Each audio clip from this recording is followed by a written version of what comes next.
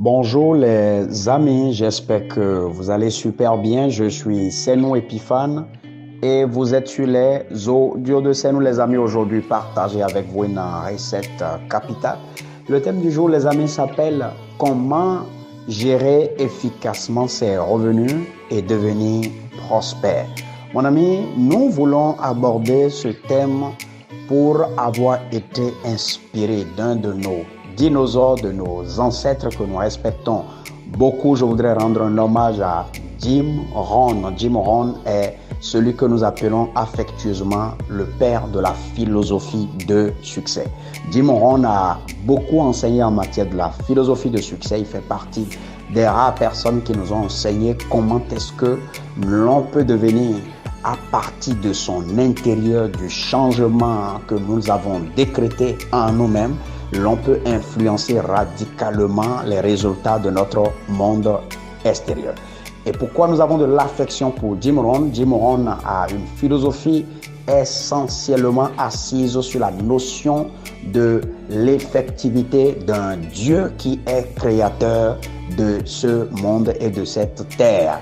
Et c'est pour cela que nous avons une affection particulière pour Jim Rohn. Jim Rohn enseigne essentiellement sa philosophie en se basant sur les documents saints comme la Bible, le Coran, etc. Les amis, Jim Rohn est un père pour un de nos champions qui est encore vivant, que nous appelons affectueusement Tony Robbins. Tony Robbins qui est un géant. Ce monsieur qui est parti de nulle part, un enfant abandonné hier mais ramassé par Jim Rohn, éduqué, élevé et qui est parti de zéro et qui est devenu aujourd'hui un multimillionnaire. Tony Robbins est propriétaire de plusieurs entreprises de solutions financières.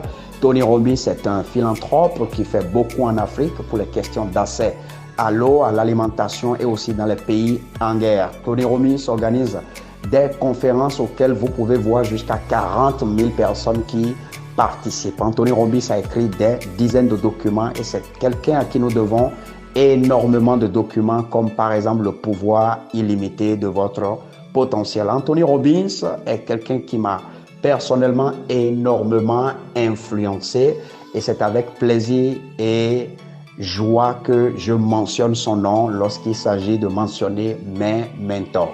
Alors nous voulons parler d'un thème qui est inspiré d'une des philosophies financières de notre ancêtre Jim Rohn. Jim Rohn nous a enseigné quelque chose que j'ai appris il y a quelques années et que je voudrais partager avec vous en matière de comment est-ce que vous pouvez connaître l'indépendance financière. Les amis, la première notion que je voudrais vous enseigner à partir de maintenant est que vous devez savoir que si vous allez dans une bonne école d'intelligence financière ou de l'éducation financière, l'on vous dira que lorsque vous voulez devenir indépendant financier, cela ne dépend pas de la quantité d'argent que vous gagnez, mais plutôt de ce que vous êtes capable de faire avec discipline et rigueur avec l'argent qui entre vos mains.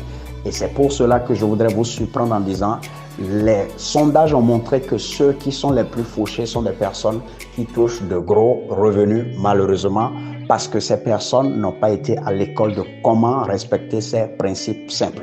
Mais tu as l'opportunité à travers cet audio que je te donne à partir de maintenant de ne pas vivre dans la gabegie financière, mais plutôt d'utiliser les principes sacro-saints d'une bonne gestion financière et ces principes vont définitivement te libérer. Les amis, lorsque tu as un revenu en main, la première chose à faire, c'est te comporter comme un bon citoyen. Développe le réflexe à partir de maintenant d'aller payer l'impôt et tes taxes. C'est très important et partout dans le monde, jusqu'à preuve de contraire, nos impôts et taxes ne dépassent pas les 30% de ce que nous gagnons. Donc, nous allons estimer que tout argent qui entre en tes mains doit être frappé immédiatement d'environ 30% que tu dois enlever. Mon ami, lorsque tu fais ça, ce qui reste est effectivement tes revenus. C'est ce qui est effectivement tes revenus qui restent maintenant. Parce que quand tu n'as pas encore payé l'impôt et taxes, tu n'as pas, tout l'argent ne t'appartient pas encore. Mon ami, lorsque tu as fait cela, l'argent qui est entre tes mains, puisque nous devons parler des chiffres, nous allons dire que cet argent est 100%. Alors les 100%, comment tu les gères? Le premier réflexe que je veux que tu aies est un réflexe de paiement de dîme, de reconnaissance à Dieu.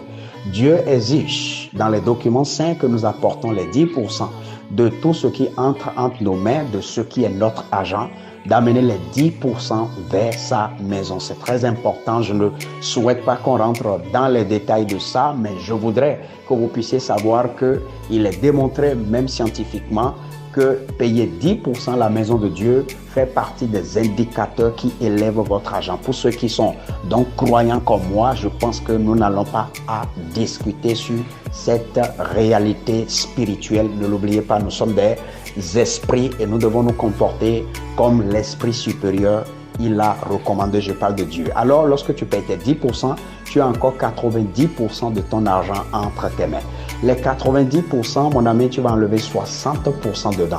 Les 60%, tu gères tout ce qui est tes charges et tu gères tout ce que tu veux acheter comme luxe et te faire plaisir. Mon ami, lorsque tu fais comme ça, tu vas avoir entre tes mains 30% de ton revenu. Les 30% de ton revenu, la 10% doivent aller à la charité. La charité est très indispensable. Je l'appelle en fait la loi de la semence. Mon ami, si tu ne développes pas le réflexe dans tout ce que tu fais de chercher à semer, ne t'attends jamais à récolter. Les portes ne s'ouvrent pas. L'on n'a pas de miracle. L'on n'a pas des chances. L'on n'a pas des faveurs lorsque l'on n'a pas développé le réflexe de charité. J'ai un de mes mentors qui m'a surpris il y a 7 ou 8 années de cela. Nous étions en fin d'année, nous étions en train de préparer nos plans pour l'année qui va suivre. Et pendant que nous étions en train de parler de comment il veut gérer ses finances, mon mentor m'a dit exactement ceci. Il dit, mon frère, j'ai l'habitude de voter toujours un budget pour les aides. Chaque année que Dieu fait, et je le fais depuis plus de 10 ans. Aujourd'hui, ça nous fait pratiquement plus de 17 ans que ce monsieur a toujours prévu dans son budget une partie pour les charités, pour les aides. C'est très important et c'est encore très important. Nous ne pouvons pas vivre dans cette vie comme si nous étions les seules personnes et que les chances que nous avons d'aller à l'école, les chances que nous avons, nous, d'avoir les capacités de gagner, nous allons priver les autres de ça parce que les autres peuvent ne pas avoir la chance d'avoir les facultés mentales que nous avons, les capacités motrices que nous avons. Il y a des gens qui sont nés avec des handicaps, il y a des gens qui ont des blocages, il y a des personnes qui peuvent nous solliciter d'un instant à un autre parce que ces personnes n'ont pas les mêmes capacités que nous et c'est une façon d'être toujours reconnaissant envers la société dans laquelle nous avons grandi. Alors lorsque vous faites ça, vous avez encore 20% de votre argent en main. Lorsque vous payez votre charité, vous avez 20% encore de votre argent en main. Vous allez maintenant prendre 10% et vous allez faire ce qu'on appelle l'investissement en capital. Que vous soyez un salarié, un employé, etc. Vous avez l'obligation d'avoir ce qu'on appelle un compte ou un compte, en tout cas un investissement qui vous permet donc de générer de capitaux. C'est très important. Et maintenant, les 10% qui restent, vous allez les dépenser pour régler les questions qu'on appelle l'épargne. Vous devez générer de l'épargne dans votre vie parce qu'il y a des moments que nous appelons les saisons de l'hiver. Dans les questions financières de la gestion de cette vie, nous avons 4 saisons essentielles qu'il faut maîtriser. Si vous ne les maîtrisez pas, vous allez vous comporter comme quelqu'un qui est un aveugle dans la vie et vous allez tout le temps en vouloir la vie et aux hommes autour de vous. Mais lorsque vous développez la connaissance de savoir, la compétence de savoir que nous avons 4 saisons et vous devez les reconnaître chacune de ces saisons et qu'est-ce qu'il faut faire de façon appropriée et précise dans chacune de ces saisons, alors mon ami, vous aurez l'opportunité d'accueillir la vie comme un bon cadeau. Alors donc, les 10% doivent maintenant vous servir de faire de l'épargne qui sera maintenant un compte auquel vous allez faire appel lorsque vous traversez des moments difficiles. Les amis, j'espère que vous avez appris quelque chose d'important. Je suis Senou Epiphane et c'est toujours un plaisir pour moi de partager avec vous des choses que j'ai apprises de mes mentors, de mes expériences personnelles, des sagesses que je fréquente, les amis, et qui modifient complètement ma vie